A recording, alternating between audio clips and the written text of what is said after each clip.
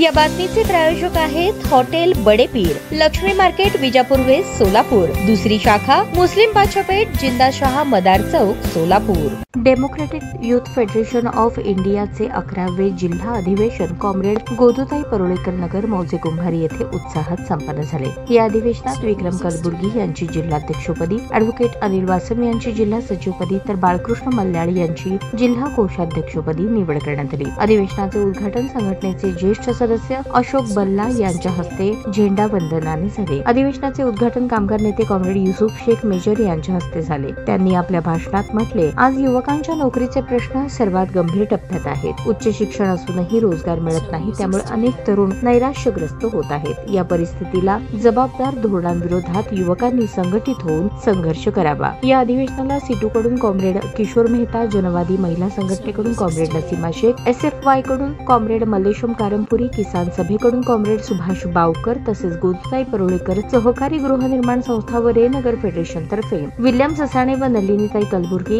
यांनी शुभेच्छा दिल्या। अधिवेशनात विविध ठराव एकमताने मंजूर करण्यात आले। सोलापूर महानगरपालिकेतील महापूर प्रसंगी प्रशासनातील अधिकाऱ्यांवर कारवाई करावी हा ठराव किशोर झेंडेकर यांनी मांडला आणि राहुल बुगले यांनी अनुमोदन दिले। सोलापूर शहरातील बाग बगीचांचे पुनरुज्जीवन करावे, कुंभारी परिसरातील अंतर्गत रस्त्यांचे पुनर्निर्माण व नवीन रस्ता मंजूर करावा, कुंभारी गावातील जड वाहतूक रोखावी आणि बेकायदेशीर टोलनाका बंद करावा। तसेच संघटनेचे कोषाध्यक्ष बाळकृष्ण मल्ल्याळ यांनी श्रद्धांजलीचा ठराव मांडला। जिल्हा सचिव ॲडव्होकेट अनिल वासम यांनी संघटनेचा त्रैवार्षिक कामकाजाचा अहवाल मांडला। या अहवालावर प्रतिनिधींनी सविस्तर चर्चा करून एकमताने मंजुरी दिली। अधिवेशनाच्या समारोपाप्रसंगी राज्य कोषाध्यक्ष कॉम्रेड महेंद्र उघडे यांनी मार्गदर्शन केले व येत्या 19 ते 22 नोव्हेंबर दरम्यान बीड जिल्ह्यातील माजलगाव येथे होणाऱ्या राज्य अधिवेशनाची माहिती दिली। राज्य सचिव कॉम्रेड दत्ता चव्हाण यांनी प्रेरणादायी मार्गदर्शन केले तर जिल्हाध्यक्ष विक्रम कलबुर्गी यांनी अध्यक्ष भाषण करून अधिवेशनाचा समारोप केला।